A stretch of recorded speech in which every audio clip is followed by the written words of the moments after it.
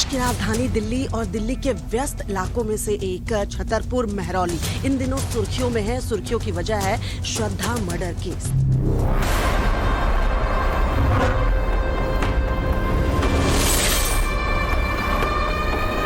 गली नंबर 1 के इसी मकान में आफ्ताब रहता था अपनी गर्लफ्रेंड श्रद्धा के साथ।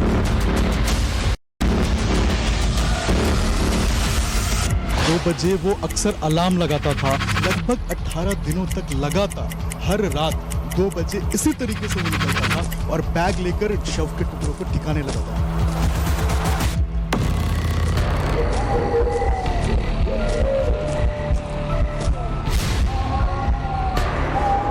कैमरे की लाइट को बंद करते हैं। कैमरे की लाइट बंद करिए और उसके बाद टॉर्च की रोशनी से हम दिखाते हैं कि आसपास कितना अंधेरा रहा होगा और कितना डरावना ये माहौल हो सकता है।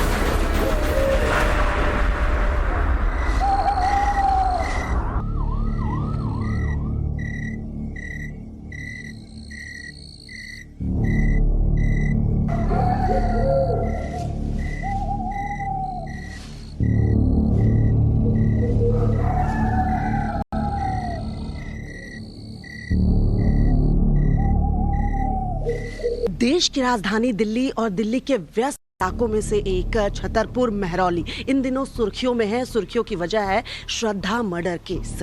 जी हाँ, श्रद्धा के मर्डर की कहानी जिसने भी सुनी उसके जहन में कई सवाल आए, जिसमें से एक ये कि क्या कोई आशिक इतना सनकी, इतना बेदर्द और इतना दरिंदा हो सकता है कि न सिर्फ वो अपनी लिव इन पार्टनर की हत्या कर दे बल्कि उसके शरीर के 35 टुकड़े करके उस टुकड़ों के साथ उसी कमरे में रहे और धीरे धीरे उन टुकड़ों को ठिकाने लगाता रहे। बिल्कुल, और इस वक्त हम मौजूद हैं छतरपुर मंदिर के ठीक पीछे का ये पूरा इलाका गली नंबर 1 है और गली नंबर 1 के इसी मकान में आफ्ताब रहता था अपनी गर्लफ्रेंड श्रद्धा के साथ। श्रद्धा के साथ रहता था और यहीं पर उसने इस जघन्य हत्याकांड को अंजाम दिया और ठीक रात के 2 बजे वो उठा करता था। उठने के बाद शव के टुकड़ों को फ्रिज से निकालता था और उसके बाद जाता था पास के जंगल में डिस्पोज करता था। हमने अपनी इस इन्वेस्टिगेशन को लेकर तय किया कि हम रात के ठीक उसी समय क्या माहौल रहता है, किस तरीके से वो गली से निकला करता था, अपने घर से निकला करता था, वो पूरा सीक्वेंस आपको दिखाएं कि दरअसल उस रात में क्या होता होगा। 2 रिपोर्टर हमारे इस वक्त मौजूद हैं हमारे साथ। अनुज हमारे साथ मौजूद हैं, अभिषेक हमारे साथ मौजूद हैं, जिन्होंने इस पूरे हत्याकांड की पल पल की अपडेट को इन्होंने कवर किया है, पुलिस इन्वेस्टिगेशन को इन्होंने कवर किया है और क्या कुछ हुआ होगा इस बात को इन्होंने बेहतर तरीके से समझा है। डॉक्टर कपिल हमारे साथ हैं जो कि आफ्ताब की साइकोलॉजी को समझाएंगे कि आखिरकार रात के अंधेरे में 2 बजे का ही वक्त उसने क्यों चुना। तो अभिषेक बताइए, सबसे पहले रात के 2 बजे क्यों उठता था और रात का 2 बजे उसका पूरा सीक्वेंस क्या होता था? देखिए, सबसे पहले मैं दिखाना चाहूँगा अभी समय क्या हो रहा है। 2:16 का वक्त हो रहा है, बुधवार 16 तारीख, यानी कि 2 बजे वो अक्सर अलार्म लगाता था।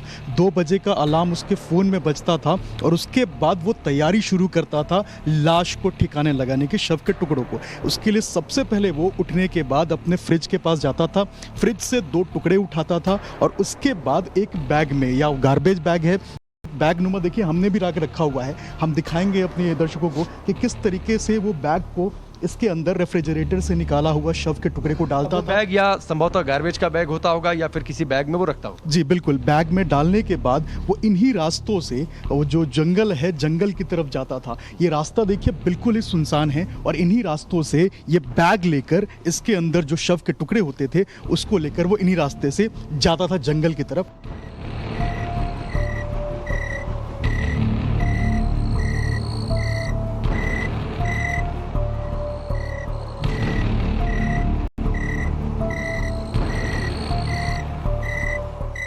दिन तक राकेश लगातार छतरपुर के इस इलाके की अगर बात करें और महरौली, क्योंकि हम जब आ रहे थे अभी 2 बज चुके हैं, इसके बीच भी हलचल थोड़ी देखने को मिल रही है। लेकिन अनुज, जरा इस इलाके को समझाते हुए ये बताइए, किसी की नजर नहीं पड़ी? 18 दिन तक एक शख्स लगातार जा रहा है शरीर के टुकड़ों को लेकर। इस इलाके को समझाइए और समझाइए कि कैसे वो इस इलाके से जब गुजरता था तो क्या सोचता। दरअसल अगर हम इस पूरे इलाके की बात करें तो ये जो पूरा इलाका है रिहायशी इलाका है। यहाँ पर जो बाहरी राज्यों से लोग जो आते हैं, ज़्यादातर लोग यहाँ पर किराए के मकान पे रहते हैं। कुछ लोग ऐसे हैं जो जॉब करते हैं, कॉल सेंटर में जॉब करते हैं। ऐसे लोग जो हैं वो रात के वक्त यहाँ से आते जाते रहते हैं। ऐसे में आफताब ने 2 बजे के आसपास का समय इसीलिए चुना होगा क्योंकि इस दरमियान हालांकि पूरी लाइट है। अगर हम पूरे इस इलाके की बात करें तो यहाँ लाइट है, लेकिन लोग जो हैं वो कम निकल रहे हैं। आफताब चूंकि कॉल सेंटर में जॉब करता था, वो रात में निकलता रहता था, तो ऐसे में उस पर किसी की नज़र भी अगर जाती होगी तो लोगों को ये लगता होगा कि हो सकता है ये किसी काम से सिलसिले में जा रहा हो।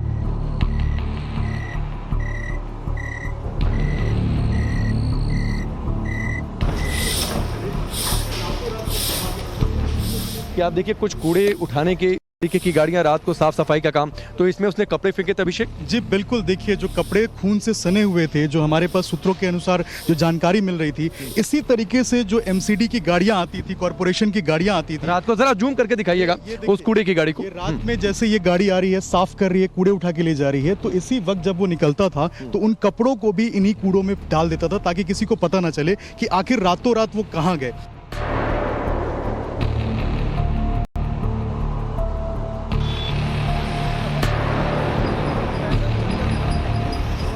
और आफताब के घर से निकलकर जहां पर वो रहता था आ चुके हैं मुख्य सड़क पर, हाईवे पर। और पीछे आप तस्वीर देखिए, वहां से वो कट है जहां से हमने सड़क को पार किया, जहां पर गाड़ियां आपको आती दिखाई दे रही हैं, जहां पर साइन बोर्ड लगा हुआ है। वहां से बमुश्किल 5 मिनट, जिस गली में रहता था वहां से 5 मिनट का वक्त हमें लगा जब हम पैदल चलकर यहां तक आ गए। और ठीक बाईं ओर आप तस्वीर देखिए, ये जंगल का वो इलाका है, महरौली जंगल का, जिसके अंदर जाकर वो बॉडी के पार्ट्स को डिस्पोज कर रहा था।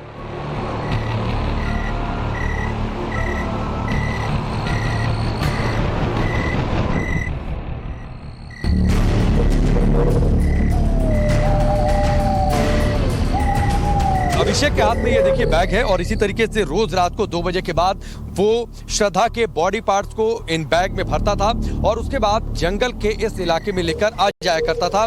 महरौली जंगल, थोड़ी दूर पर हाईवे है, पीछे हाईवे है, और वहां से वो इस अंदर जंगल के इलाके में प्रवेश कर जाया करता था। अभिषेक, एक चीज आपके हिसाब से मैं समझना चाहूं, क्योंकि बाहर तो कोई पुलिस की वैन दिखी नहीं, बैग लेकर आते हुए आपको लगता है कि किसी ने देखा होगा उसे कभी?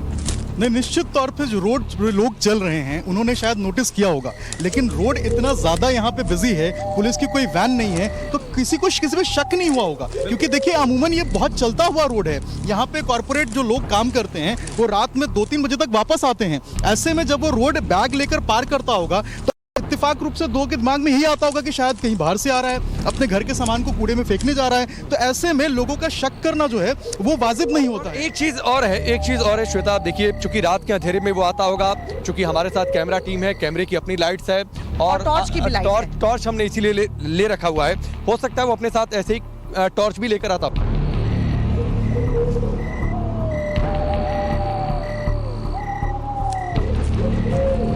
अनुज, जरा आपसे ये समझना चाहूंगी कि रात के अंधेरे में जब वो आके शरीर को टुकड़ों को फेंकता होगा, सुबह दिन के उजाले में पुलिस उसको लेकर आई, उसे याद कैसे रहता है कि उसने कहां पर फेंका है? निश्चित तौर पर, और यही सबसे बड़े चैलेंजिंग है पुलिस के लिए। और पुलिस की से जो हमारी बात हुई, उनका साफ तौर पे ये कहना था कि लगातार वो जो बातें बता रहा है, वहाँ पर पुलिस की टीम जब पहुँच रही है तो कहीं ना कहीं वो चीज़ें जो पार्ट्स हैं वो नहीं मिल रहे हैं, क्योंकि निश्चित तौर पर रात का अंधेरा है। और ये जंगल, अगर इस घने जंगल की हम बात करें तो किलोमीटर के दायरे में ये जंगल फैला हुआ है। आप तस्वीरों में देखा जा सकता है कि कितना खौफनाक ये जंगल है। रात के वक्त वो आता है, रात के वक्त वो अंधेरे में किसी जगह पर जरा आप अनुज अपनी बात पूरी करिएगा। जरा इस कैमरे की भी लाइट बंद करिए, सारे कैमरे की लाइट बंद करिए, सारे कैमरे की लाइट बंद करिए। और अब आप जो है अगल बगल जरा तस्वीर आप देखिए किस तरीके से टॉर्च की रोशनी, अगर सिर्फ एक टॉर्च की हम रोशनी रखें, आप भी अपनी टॉर्च की रोशनी बंद करिए, आप भी अपनी टॉर्च की रोशनी बंद करिए। अकेले वो आता होगा तो कितना अंधेरा यहाँ पर रहता होगा, और इसमें बमुश्किल किसी को देख पाना, किसी को पहचान पाना। और जहाँ तक टॉर्च की रोशनी है, जरा इसे अगर कैमरामैन फॉलो करें तो इसके अंदर वो इस तरीके से रास्ते को तलाशता होगा, और रास्ते को तलाशते हुए आगे बढ़ता होगा, और इन पगडंडियों के सहारे वो जंगल के अंदर जाने की कोशिश करता होगा कि कैसे जंगल के अंदर जाएं, कहां बॉडी पार्ट्स को हम डिस्पोज करें। तो ये अपने आप में एक गंभीर तस्वीर जरूर है। और डॉक्टर कपिल, जरा सर एक बात समझाइए कि रात के अंधेरे में जंगल के इस हिस्से में आना उसके बाद एक टॉर्च के सहारे क्या वाकई वो इतना उसका कलेजा मजबूत था, या फिर जो गुनाह उसने किया था उस गुनाह को छिपाने का उसका जज्बा जो इस जंगल में आने पर उसे मजबूर कर रहा था। नहीं, बिल्कुल उसमें एक जो जुनून था, एक जो डेस्परेशन थी कि उसकी बॉडी पार्ट्स को मैं खुद ही देख रहा हूँ, इतना अंधेरा है, पिच डार्क है, सांप भी कहीं से निकल सकता है, हमें कुछ जानवरों की आवाज़ भी आई है, और उसमें एक आदमी अकेला जिसके पास शायद एक टॉर्च हो, बैग हो, तो ये उसके लिए भी आसान नहीं था। और ये शायद हाँ, पर ये उसके लिए आसान बिल्कुल नहीं था कि अपने आप के अंदर ये करेज लाना। उसने अपने आप को बहुत कन्विंस किया होगा कि यही एक सेफ इलाका है उसके लिए जहाँ पे डिस्पोज ऑफ कर सकता है अपनी जान बचाने के लिए। बट ये बिल्कुल ही, अगर आप देखें, क्योंकि वो बाहर भी फेंक सकता था शुरू में, पर उसने नहीं फेंका। इसका मतलब है वो पूरा टाइम अपने आप को हर हिसाब से प्रोटेक्ट करने की कोशिश कर रहा था। और एक अकेले आदमी का इस टाइम रात को 2-2:30 बजे आना बहुत ही खतरनाक है।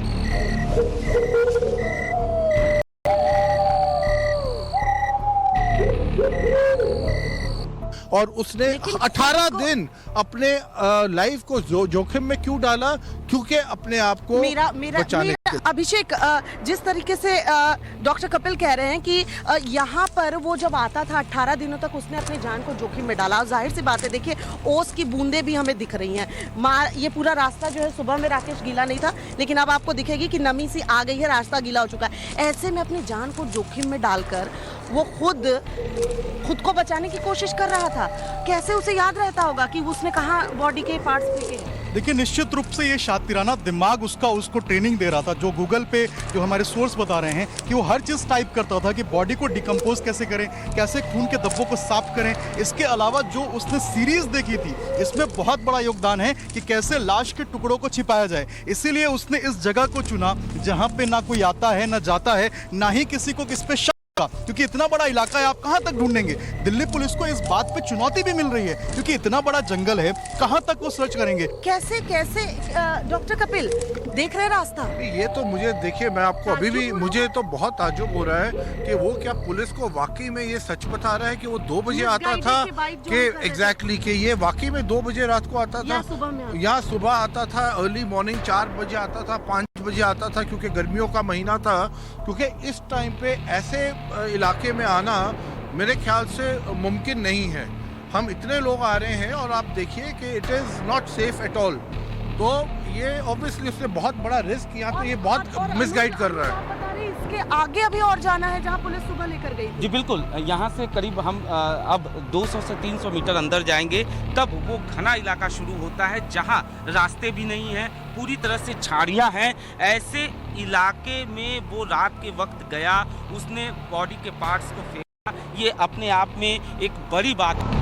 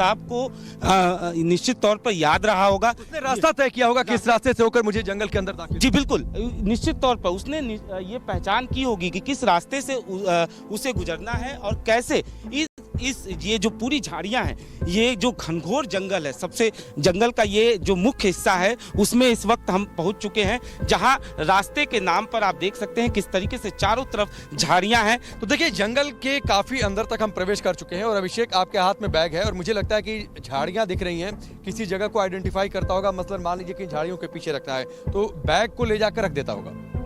बिल्कुल, अभी हम आपको दिखाएंगे भी ये बैग जिसको हमने रखा था कि इसी तरीके से शायद आफ्ताब आता होगा बैग के अंदर शव के टुकड़े लेके, और अब हम इसे उस झाड़ी के अंदर रखेंगे और जरा देखिए लाइट ऑफ करके, शायद आपको कुछ नहीं दिखेगा और शायद अंदर कोई आएगा भी नहीं देखने के लिए। और लाइट ऑन कर दें तो भी नहीं दिखेगा, लाइट ऑन कर दें तो भी नहीं दिखेगा। झाड़ियों के बीच में मैंने छिपा दिया और अब जरा तस्वीर में चाहूंगा, एक बार तस्वीर आप दिखाइए, ये शायद दिखेगा या बिल्कुल निश्चित तौर पर, और दूर से देखें तो नहीं दिखेगा कम से कम, और जंगल के इतने अंदर तक आ पाना हर किसी के बस की बात नहीं है और कोई आता भी नहीं होगा, और इसी तरीके से वो झाड़ियों के पीछे हो सकता है और अंदर ले जाकर अनुज छिपा देता होगा। बिल्कुल बिल्कुल बिल्कुल, अगर इसको और अंदर अगर हम रख दे तो निश्चित तौर पे इसे नहीं देखा जा सकता, और रात के अंधेरे में तो खास तौर पे नहीं देखा जा सकता, लेकिन दिन में भी इसे देखा नहीं जा सकता। और जांच किस दिशा में आगे जाती दिख रही है, उसके दिमाग में क्या चल रहा होगा, एक क्लोजिंग कमेंट सर आपका। देखिए जंगल में जब मैं गया हूं मैंने ये महसूस किया है कि कोई भी सेन आदमी, कोई भी आदमी इसके अंदर रात को तो कभी भी नहीं आएगा,